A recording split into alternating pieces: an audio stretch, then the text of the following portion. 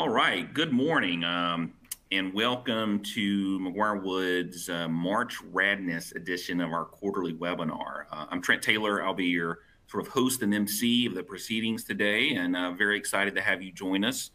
And looking forward to an hour of fun, talking a little bit about basketball and a lot about litigation and regulatory updates in the food and product labeling and sales practices space. So looking forward to that. So I'm Trent Taylor. Like I said, I'll be starting out with sort of an intro, some trends, some food and product labeling, and then I'll pass the baton to the rest of our lineup here. And here we do have an all-star lineup, and keeping with the basketball theme here, I think Allison is probably our point guard, so sort of driving addition. Max is our shooting guard who's raining down threes. Royce is probably our power forward, the enforcer, rebounding, blocking shots, some dunks as well. Maybe I'm being a little generous there to Royce. I think Frank is probably our center, protecting the rim, getting lots of dunks. And then, maybe I'm the small forward who just sort of, is the utility player. I did want to let you know, I know that Jenny Price was originally going to join us. Unfortunately, she had a litigation emergency that prevented her from being here today, but she sends her very best and hopes to join us next time. One programming note, we will be having an upcoming brown bag lunch series program. We're still trying to find the exact right date for that. But it's going to be on the evolution of the reasonable consumer standard. And I promise you it will be fun. It will demonstrate this evolution by comparing the reasonable consumer to various popular TV characters. And it may have more pictures of Manute Bol grocery shopping. So we'll see. I'm pretty sure he is not the reasonable consumer. Okay, so let's talk about what we're going to be doing today. This is sort of our roadmap. I'm going to be talking about some trends and some food and product labeling litigation sort of combined. And then Allison and Royce will be handling regulatory. Frank is going to handle sales practice litigation, and then Max will be handling alcohol and corporate sustainability. Okay, so this is sort of our theme, and as y'all know, today is one of the best days of the year for sports fans, just because it's the start of the basketball tournament. And we're here today to take you to the start of March Radness. The first game tips in about 40 minutes at 12:15 p.m. Eastern, Michigan State and Mississippi State, which should be a good one. So our goal here today is to give you the information you need to draw up the right play and execute like Christian Laettner did with this shot right here. And I apologize in advance for any Kentucky fans out there who this probably still haunts your memories. What we're not trying to do is this. And actually, you may be surprised to learn this, but this is actual video from the UVA game the other night showing how they shot the ball when they scored 14 points in the first half. Or excuse me, yeah, the 14 points in the first half. I almost said first quarter, but no, it was the entire first half. And I can say that and make fun of UVA because my son goes there.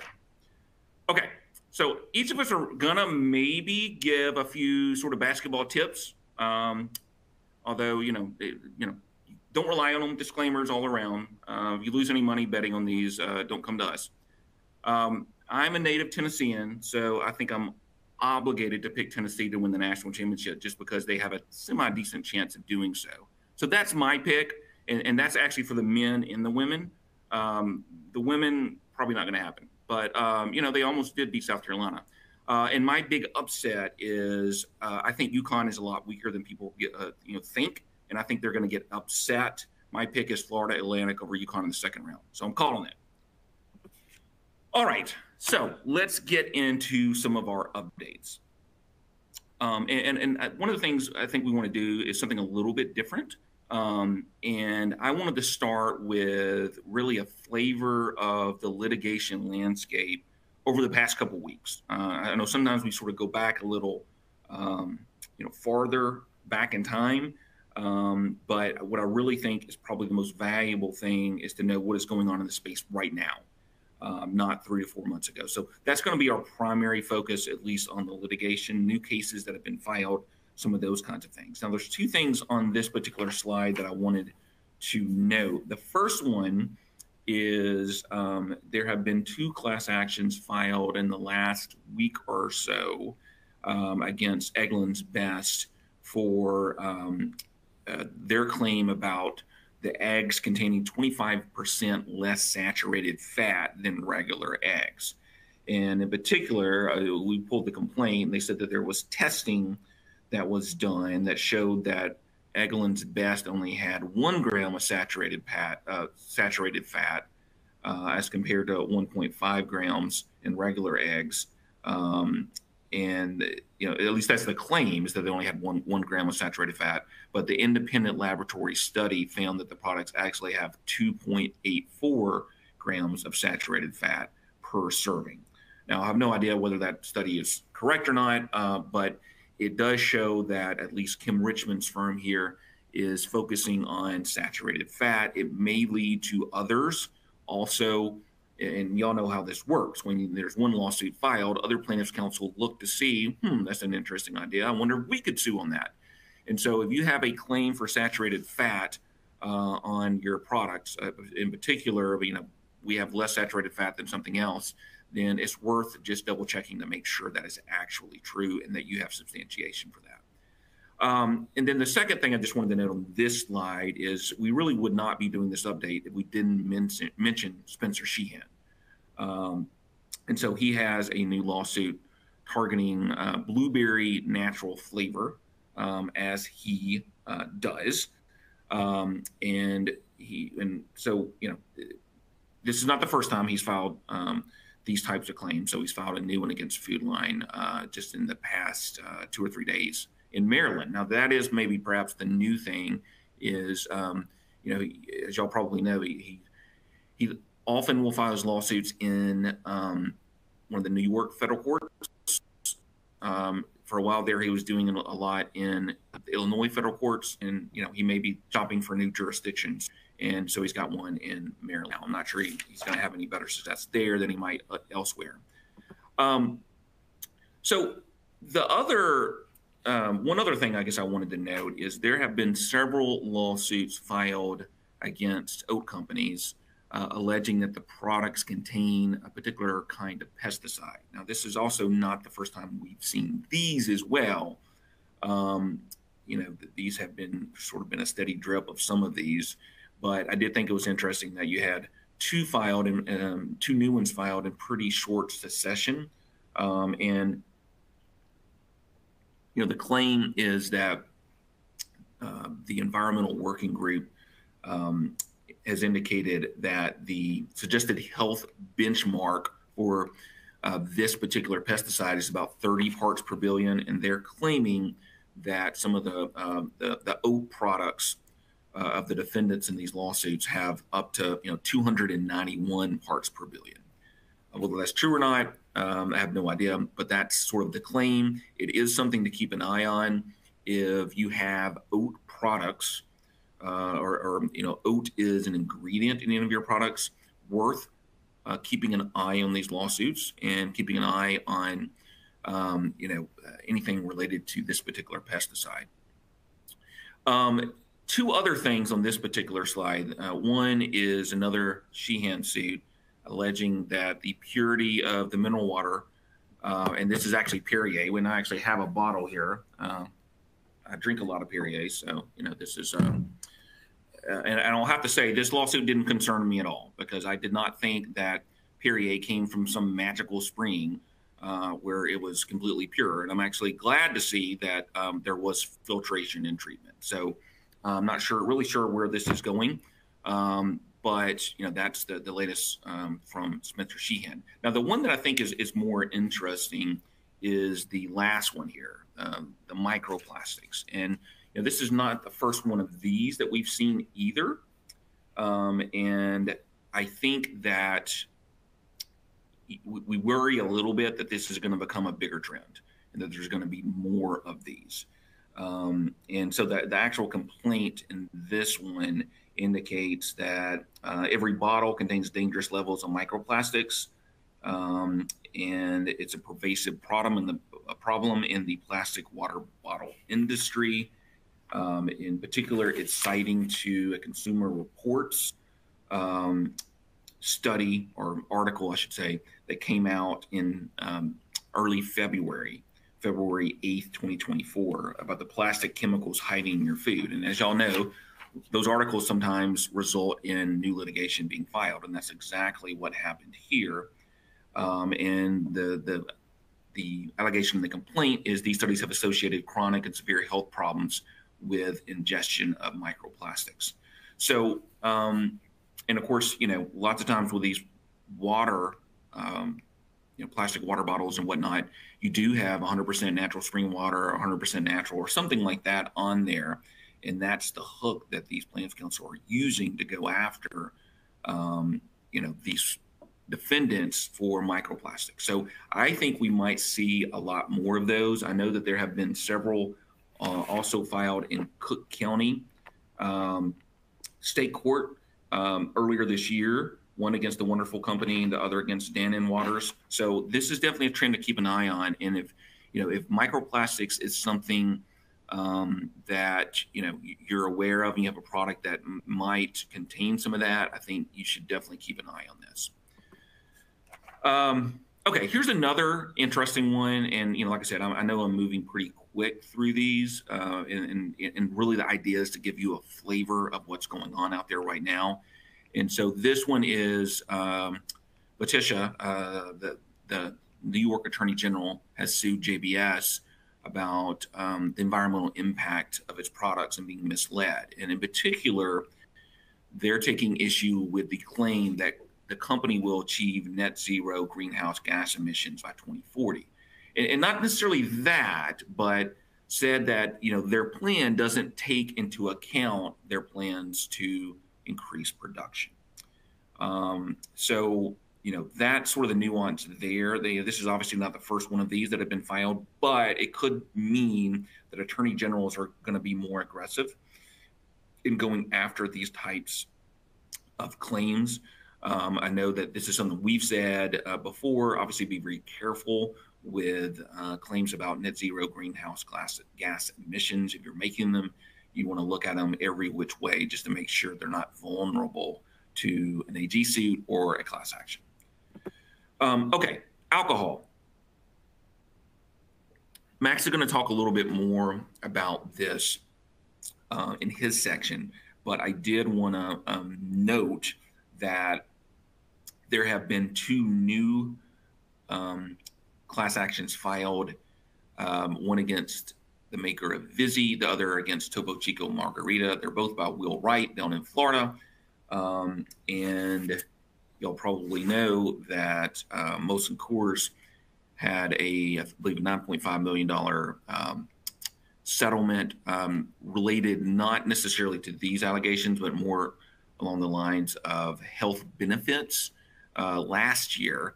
These are targeting more just whether or not they actually contain alcohol, as you can sort of see here with the Topo Chico Margarita, whether it actually contains tequila. This trend about going after alcohol manufacturers had sort of died down. So, it's interesting to us, at least, that we have seen two of these, albeit by the same plaintiff's attorney, in the last 3 weeks. And it has our antenna up to see if there's going to be any more. Okay, a few new class actions filed on various claims on consumer products. The first one here, cruelty-free, always, and never animal tested. Not the first time we've seen those. Recyclable, also, we've seen plenty of those as well, but here's a new one. Waterproof claim for sunscreen. This is an interesting one. Basically, and sunscreen, obviously, as y'all well know, is often a target in these type of class actions. But the claim here is that, well, sunscreen is not really waterproof because at some point it will wash away. It may be 24 hours or 36 hours or 3 years, but at some point it will wash away. So therefore, that claim is deceptive according to plaintiff's theory. And then your pretty run-of-the-mill one here at the bottom about Campbell's soup not having enough beef in it, at least according to the way the ingredient list is structured. That's another Spencer Sheehan special there. And then this one I thought was sort of interesting as well. And the reason why is because we have been in the Zantac litigation, and this was an allegation that was made in that MDL about retailers, storing the product that was issued there in high temperatures, which could lead to, making them unsafe. That was the allegation that was rejected by the court there. But here's one that is not focused just on Zantac, but on lots of different OTC drugs being stored at high temperatures that made them unsafe and then sold to consumers. So that's an interesting one, a little bit of a wrinkle. It'll be interesting to keep our eye on that one. And the biggest trend that I wanted to note is benzene. Now, you're probably saying, Trent, well, that's not really a new trend. And you're right, it's not, because it has been around and there's been a bit of a feeding frenzy off and on benzene and products containing benzene for some time. But that is mainly focused on deodorant sprays, sunscreen, those kinds of products. And it looks like there's, sort of a shift here with now going after acne creams and gel products, Clearasil, that kind of thing. Products that contain benzoyl peroxide. So, this is something to keep an eye on. If you have products that contain benzoyl peroxide, then you need to be paying attention to these new lawsuits. And as you can see, there are 1, 2, 3, 4, 5 here, and then 2 more. So 7, and they've been filed in a variety of jurisdictions all over the country: Illinois, Southern District of New York, Central District of California, and Western District of Missouri. That is sort of the big, trend over the last few weeks that I think is worth noting. Sales practices, and I don't want to spend very long on this. I don't want to steal Frank's thunder because Frank is going to be talking about these. There's another one against Amazon. Amazon has lots of sales practices, class actions, and regulatory actions against them. But the one of particular note was this LGV Roblox Corp case that Frank is going to talk about as well, really going after a gaming platform for taking advantage of children.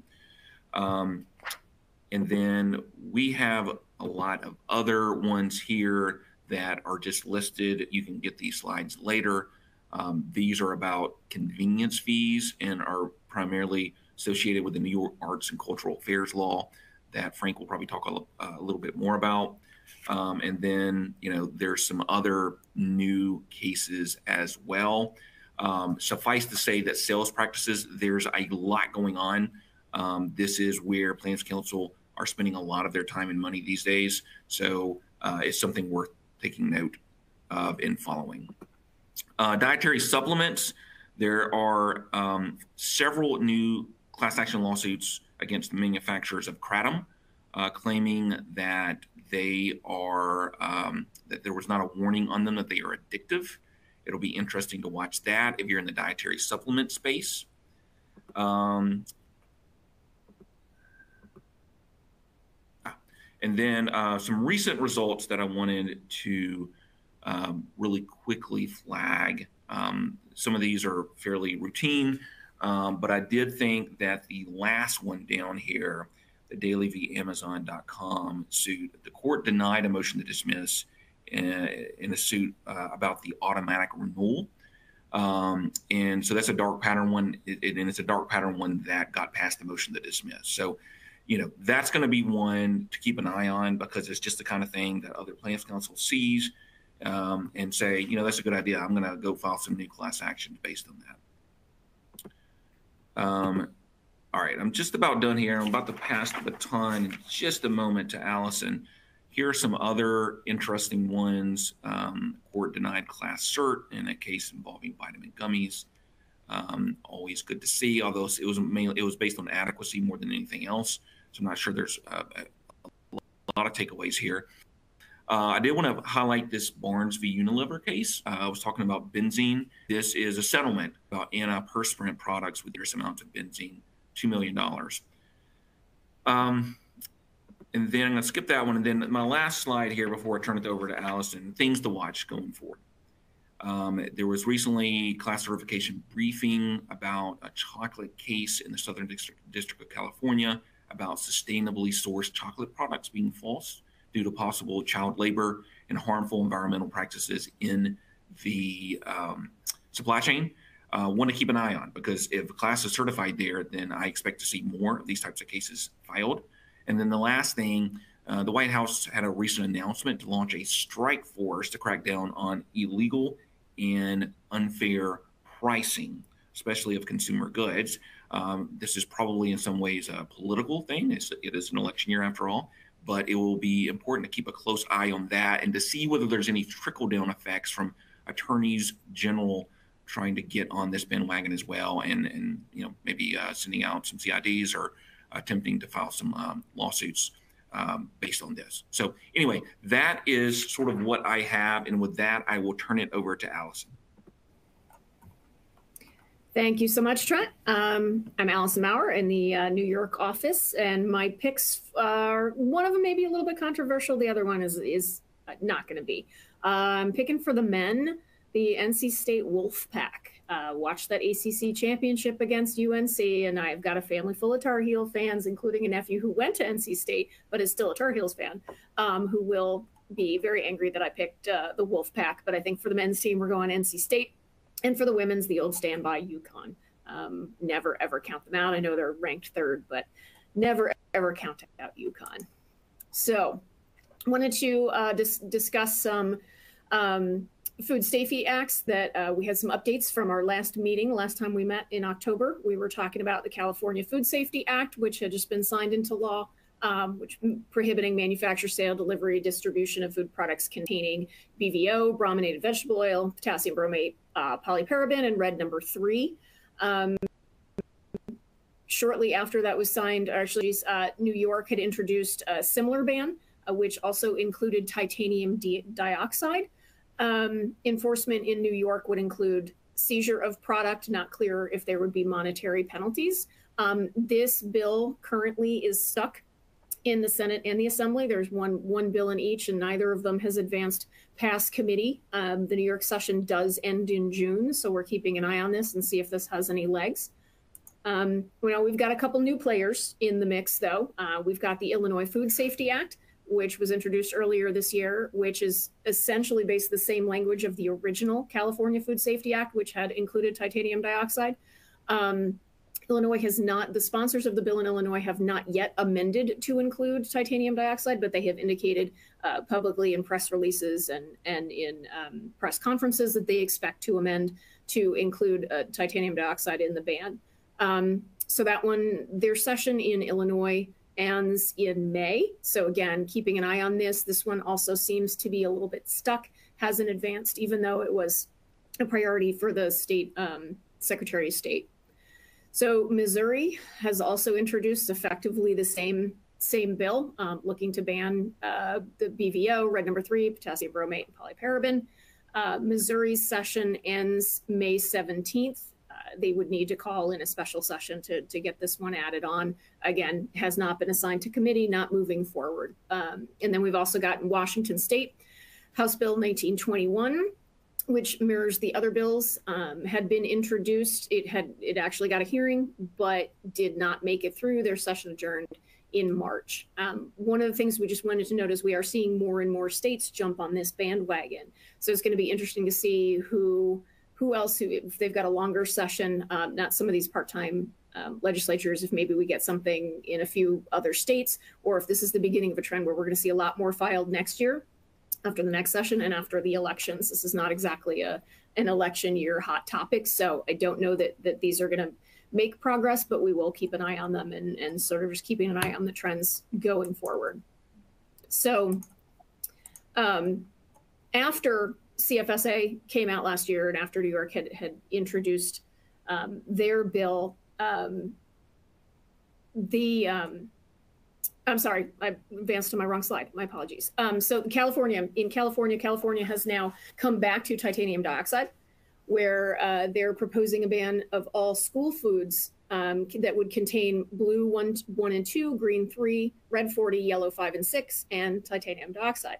So this bill would not permit schools to sell any products containing these ingredients. And that would include not just the nutritionally adequate breakfast and lunch, so they couldn't be making food with these ingredients. It also includes ban on the sale of these ingredients. So things like granola bars or candy bars, anything that would contain these ingredients, they would not be able to sell in schools. So this bill has been referred to committee. I don't know that it's advanced past the committee stage at this point, but this was sort of California's, is the same sponsor of the California Food Safety Act. And it was really interesting that he came back and sort of added the titanium dioxide back in. So they seem to have real concerns in California about titanium dioxide, and I don't think this is the end of the titanium dioxide conversation. So FDA, after CFA was signed into law last year, FDA's backdoor play was they came in and said, oh, okay, we're finally going to make a decision on BVO. We're going to propose to ban BVO. We're going to retract that regulation. They opened the regulation for a comment period, which was open until January 17th. There were a number of comments filed. The vast majority of them, if not all of them, were positive and in favor of the ban. If once the final rule is issued, if it's issued, its effective date would be a year after its issue. So we would expect the effective date to be sometime in 2025, which would be sooner than California. So not clear how that would really affect the California bill if this would step in sooner, and how that's going to affect manufacturers. So the expectation would be that as a manufacturer, you'd want to start taking a look at your BVO process and expect that if this does happen, it's going to be sooner than the California requirement. FDA is still reviewing red number 3, titanium dioxide, polyparaben, and partially hydrogenated oil. So those are all still listed on FDA as under review. No indication necessarily that there's action coming, but they are continuing to review the ingredients. FDA is also keeping an eye on PFAS. And in February, late February, FDA announced that grease-proofing materials that contain short-chain PFAS were no longer being sold for use in food packaging. So a few years back, FDA had entered into sort of a voluntary agreement with manufacturers saying, look, this is the voluntary market phase out. We don't like the PFAS in the materials that are coming in contact with food, primarily in things like takeout bags, takeout containers, sort of that waxy coating that you see on takeout containers sometimes, the waxy coating on fast food wrappers. We think it's leaking into the food. We would ask you, industry, to please withdraw and then stop manufacturing. So the manufacturers did. They agreed that they would phase it out by December 31st, 2023. FDA did confirm in February that, yep, we got that done. So FDA is also continuing to review PFAS in foods, again, as Trent was mentioning, bottled water, seafood testing, particularly filter feeders, things like clams and mollusks, shellfish like scallops, oysters, mussels, and apparently the top 10 consumed seafood species. And a lot of those species tend to be bottom feeders. Things like tilapia is a bottom feeder, catfish are bottom feeders. So they're continuing to monitor the food supply for PFAS as well. So this is something that they're obviously concerned about, keeping an eye on. So just keep in mind that you have products in this industry and in any of these food groups that they may be continuing to do some testing and making sure that you're not representing that your products are PFAS free, because they very well may not be. So we've got a couple of food recalls we want to talk about quickly. Our technical fouls here. Very large one earlier this year, which you're probably aware of, the cinnamon applesauce pouches. There was voluntary recall. Turned out the product had contained lead, which FDA eventually traced back to the ground cinnamon, which was contained as an ingredient in these pouches. And then FDA issued a follow-up safety alert in March, basically indicating, look, we have tested other cinnamon now, and we have found that many cinnamon products that are sold in discount retailers also have high levels of lead, and they requested voluntary recall from 6 brands, which are listed on the slide, which I'm not going to read. One of the brands had not responded to the recall request as of last week. So we're continuing to keep an eye on this. So that was a real interesting one, that they initially weren't sure if it was the apples or the, what the issue was. And once they did the testing, they drilled down into the cinnamon. The other big recall of the year, which I'm sure many of you actually may have been affected by, was the multi-year, multi-state Listeria Cotija cheese, the Rizzo brothers aged Cotija.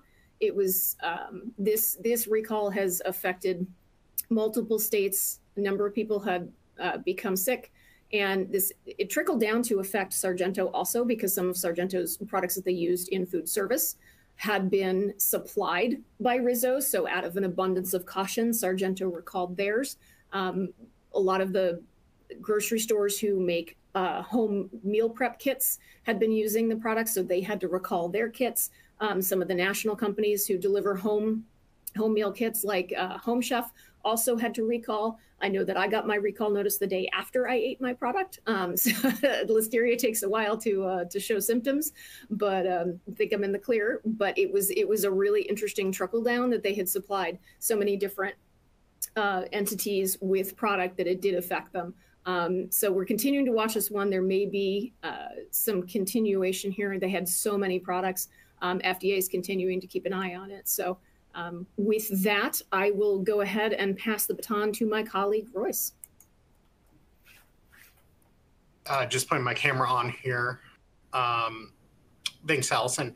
So look, I'm going to spend a lot of time on this one slide right here. And the reason I'm going to do that is because this is so innovative and this is so next level that I think everyone needs to, first, my predictions. I think that San Diego State is going to go all the way, possibly South Carolina go Gamecocks. But those are, would Vegas Sports Network have the same opinion that I do? Probably not. I wouldn't bet on any of those, and I'm a horrible sports bettor. But anyway, back to this. So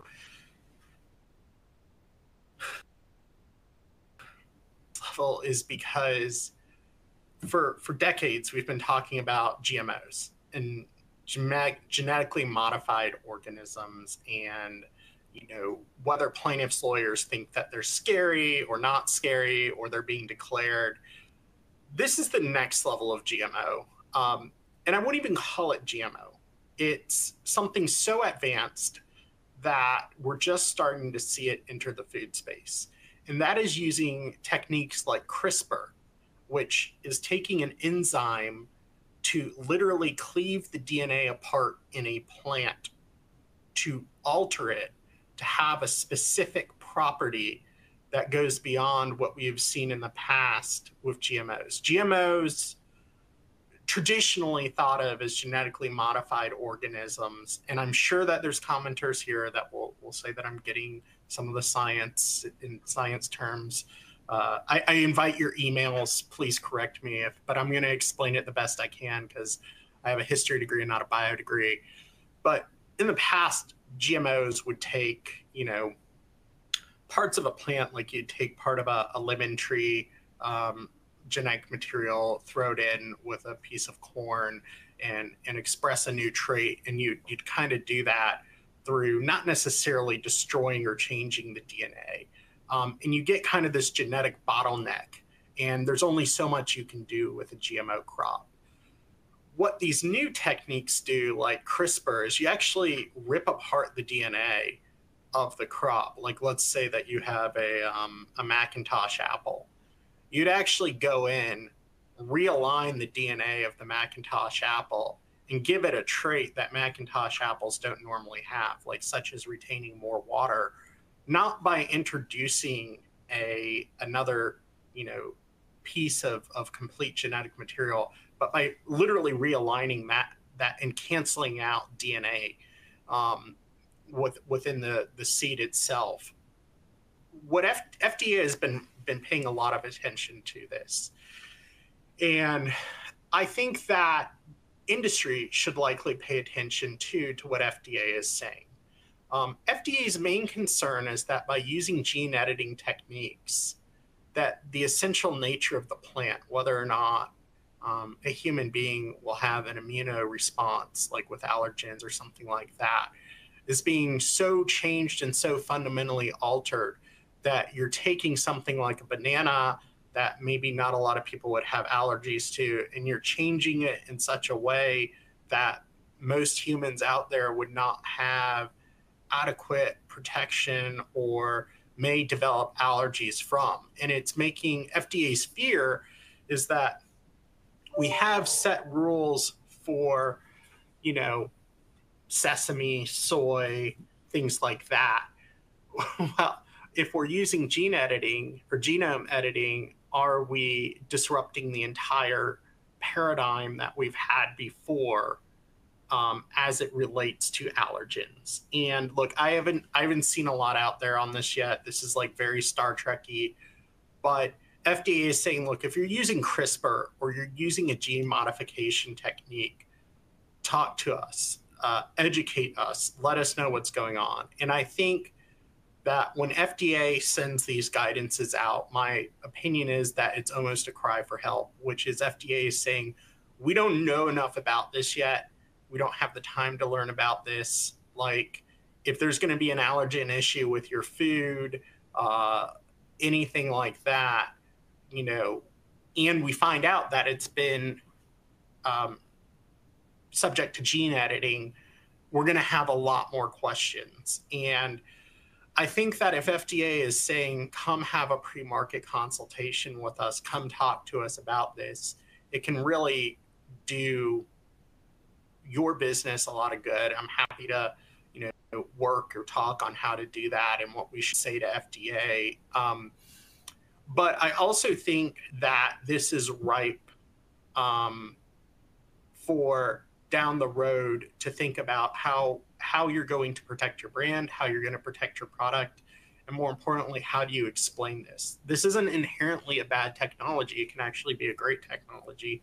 But when things are complex and people don't understand the complexity of what's going on, they get fearful, they get upset, they start looking to conclusions, when in fact, this technology has the ability to greatly decrease hunger in the human population, make crops that are more resistant to changes in the environment, and I think will start to become more widespread.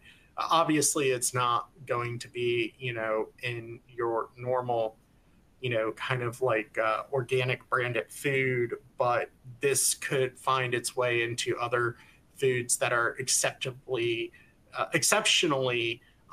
subject to either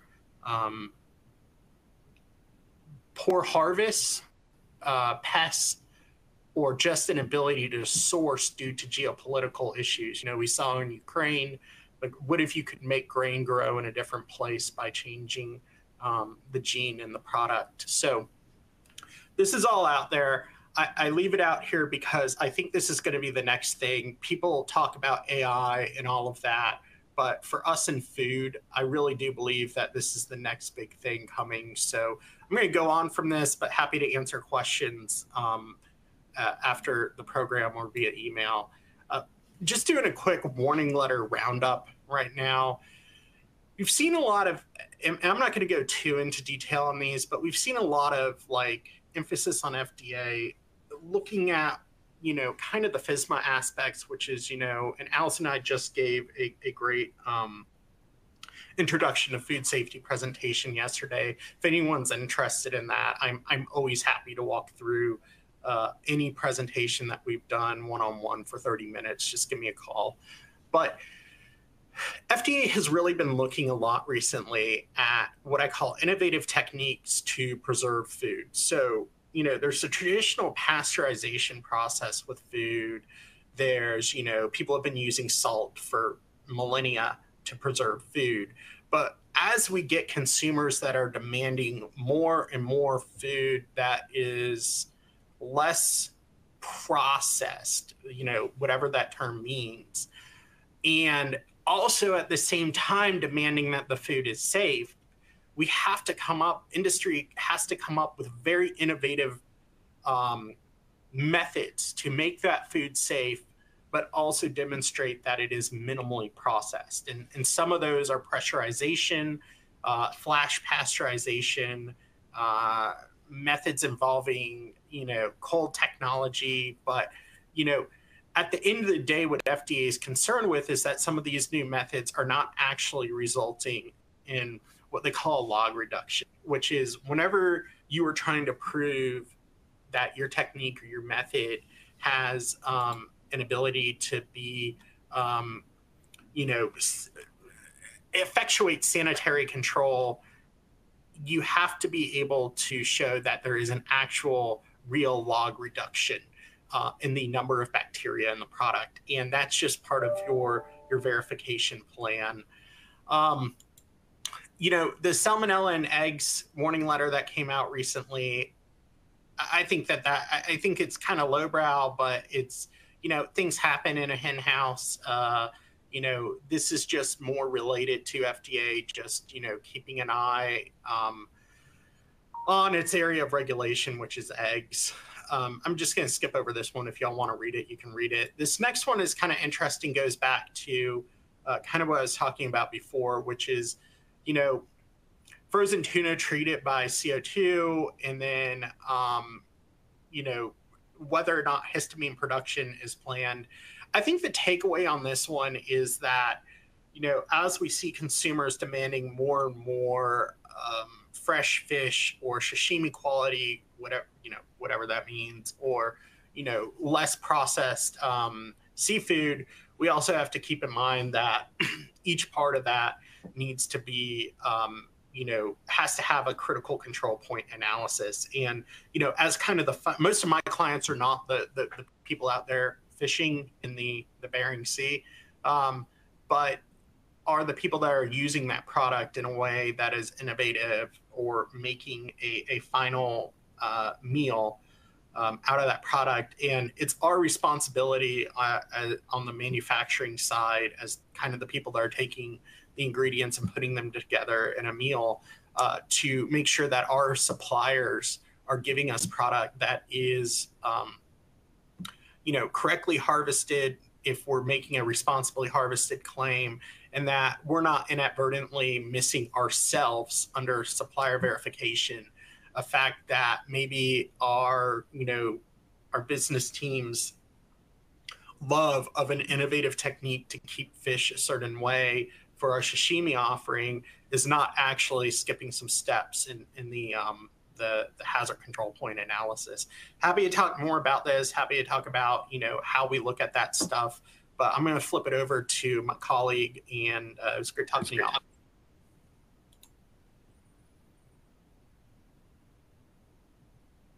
Hey everyone, I'm Frank Talbot, and I'm going to talk with y'all, as I have in the past, about sales practices and sales practices developments. So at the start of this, Trent had a purported video of Virginia shooting from the other night. And last night I was looking for the perfect picture to sort of like pull my slides together. And I kept looking for a picture of Tennessee playing in the Final Four. But, after extensive research, I came to find out that unfortunately none of those exist. Anyway, getting to my Final Four picks, I have Auburn playing Arizona and Houston playing Creighton, with Houston beating Arizona. And if my Virginia Cavaliers play so poorly that they can't even make it out of the first four, maybe I can find some joy in Auburn losing in a Final Four, much like I did back in 2019 when my Cavaliers did actually cut down the nets in Minneapolis. For the women's tournament, I have UVA great Dawn Staley coaching her South Carolina Gamecocks to their second straight national championship. So not all hope is lost for us UVA fans out there.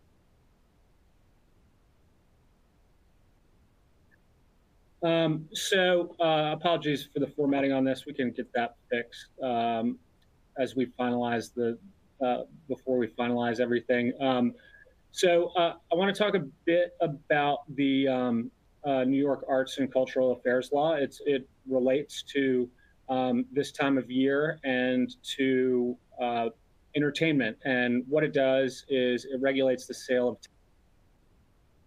tickets to entertainment, total ticket cost, including the fees. And it requires the portion of the total attributed to the fees be clearly and conspicuously labeled.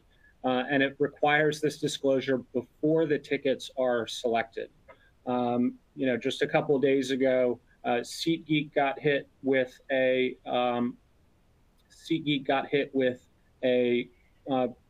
proposed class action based on this law. We've seen a number against secondary ticket marketplaces. We've seen it against Six Flags was recently hit with one. There was a city winery class action saying that they didn't properly disclose fees to live events that they were hosting on their website. And we've seen a number filed against museums in New York City, and they all come down to the same basic allegation that there are these hidden fees. I just have New York here because that's one of the sites for the games that are being played in the next couple of days. So anyone who wants to go see Florida Atlantic beat UConn, as Trent predicted, I believe, in Brooklyn. If you're going to buy a ticket to that game, be sure that you'll be sure to know that all of your fees and will be clearly and conspicuously labeled before your purchase. And again, this type of law is not unique to New York. There are a number of states that do this. I believe last time in October, we talked about California's new statutes regarding disclosure of fees. I know that here in Virginia, our legislature recently finished up, and there were a number of bills related to these fees and conspicuous disclosure. So it's not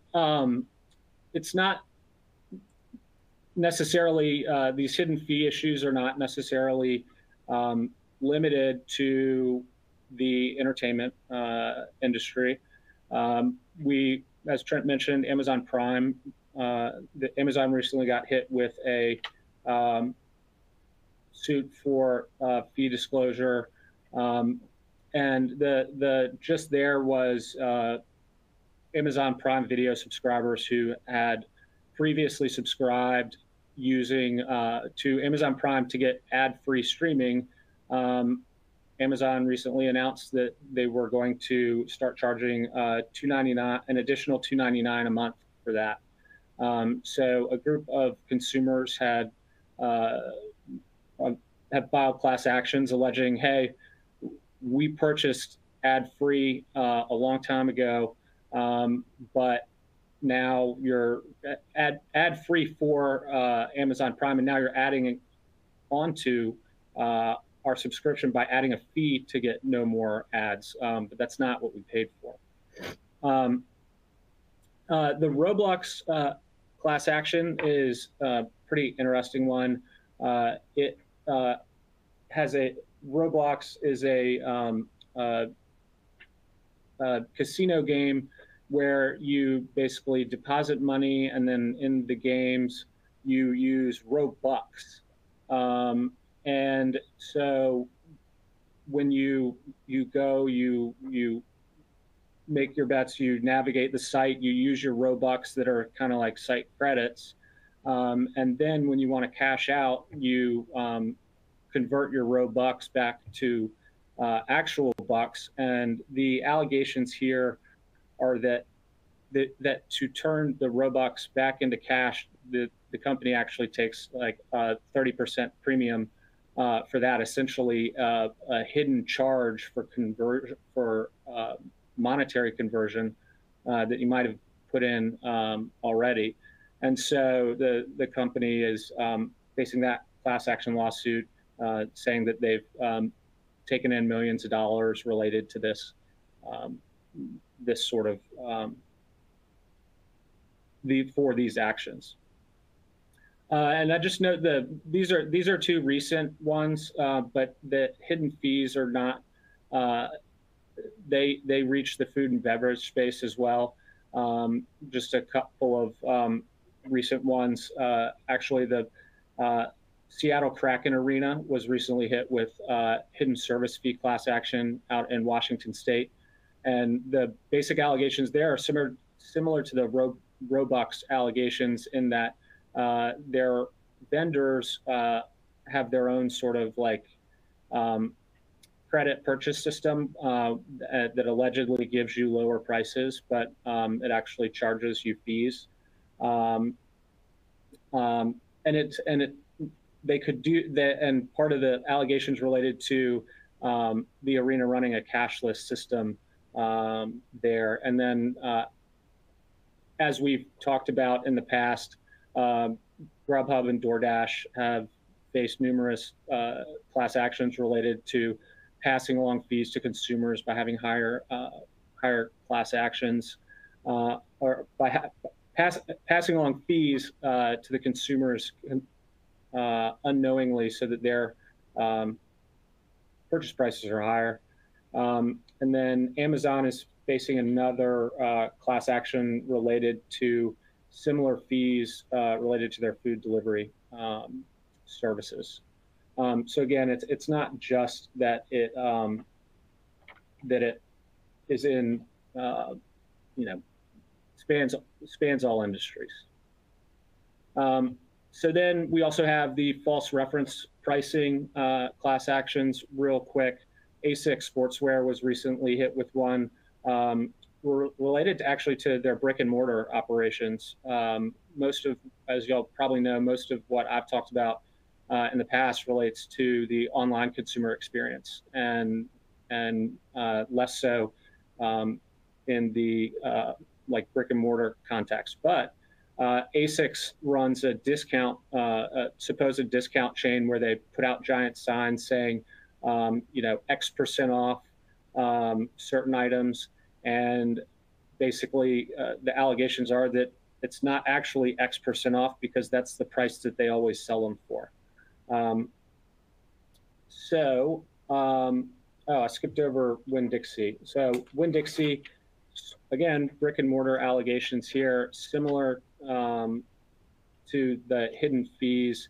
They have the buy one, get one advertisements. The proverbial 1-and-1, sticking with our basketball analogy, that if Virginia could have just made one, maybe the NC State Wolfpack wouldn't be winning the national championship this year for Allison. So the allegations there are that the buy one, get one aren't actually buy one, get one. It's buy one at double the price and get one for zero. So there's that. And then I know we're running low on time, so I will go ahead. We have the negative option rule, which relates to auto enrollment, and the FTC is proposing to amend the rule to be able to, for a lot more requirements for that. So, but just since we're running low on time, I'll go ahead and pass it over to Max. Thanks, Frank.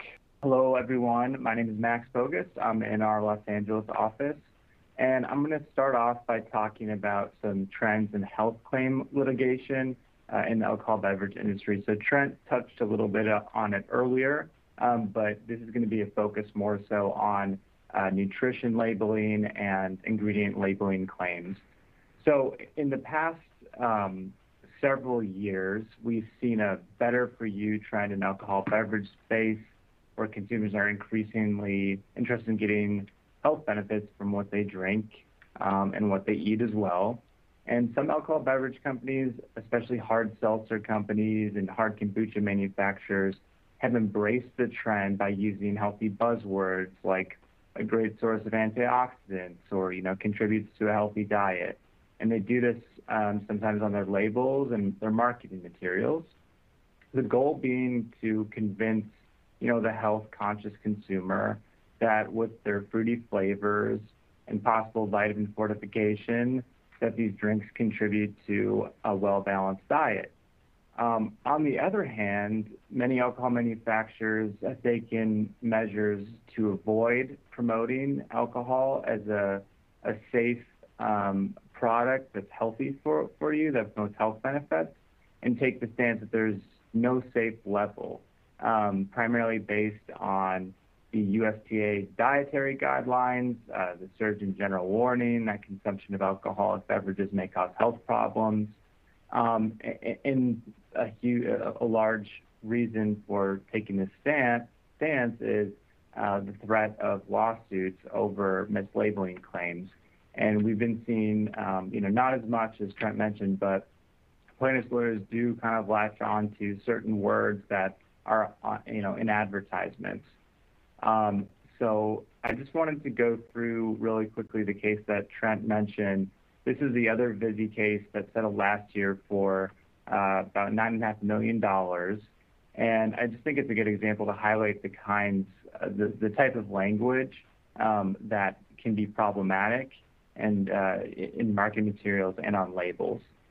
So this was filed in the Northern District of California, and plaintiffs alleged that Molson Coors, the maker of Vizzy, falsely advertised the drink as being made with antioxidant vitamin C, when in fact the amount of vitamin C in the drink was very negligible. Specifically, the complaint alleged that the added vitamin C only contained 20% of the FDA's recommended daily intake, which is not something that will provide a health benefit at that level. So it's interesting too that when you read the complaint and kind of the preamble, they do cite to a lot of these to some of the federal guidance on drinking alcohol and health, just to kind of assert that there is no safe level.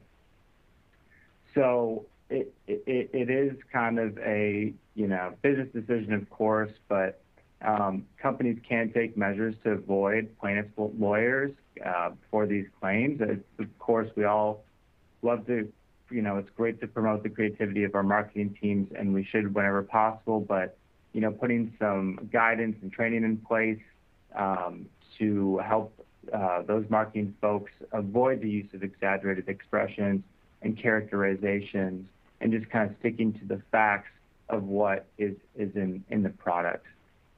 So quickly, just shifting gears to a regulatory update out of the European Union. This has been going on for a couple years, but we have a new update as of last Friday, where the EU Council finally approved this. So this is the Corporate Sustainability Due Diligence Directive, or CSDDD for short, and it sets compliance obligations related to human rights and the environment for both EU and non-EU companies. So because of the wide-reaching impact the directive has on business and the backing from NGOs, which is typically what happens when a piece of legislation like this goes through the council, there's been a lot of controversy. So while, of course, companies need to do their part to promote a humane and environmentally conscious supply chain, this new legislation is causing frustration among many businesses because it's a bit nebulous, and it will impose a very much higher cost of doing business on companies who are covered. And we'll get into those companies who are covered in a moment here. But again, it began in early 22, and it looked like just a few weeks ago, the negotiations they weren't going to pass anything because Germany pulled their support. But after closed door concessions, this watered down version passed on March 15th. And it's definitely better, in terms of the impact on businesses than where it was before, because it raises the thresholds of who is covered, and scraps the legislation's applicability to kind of really just covering, regardless of employee number or revenue, these high-risk sectors such as alcohol beverages. They can revisit that, just to note. They have a clause in there that they're going to revisit some things after 6 years after the law takes effect. But the law has not, officially passed EU Parliament. Every indication says it will, and they're having a session next month to vote on that. And if adopted, member states will have 2 years to put it into national law and really kind of just take the directive and formulate their own regulations. So once it is implemented, there's a staggered timeline for compliance based on the company's group or qualifying thresholds. So that's going to be between 3 and 5 years to comply.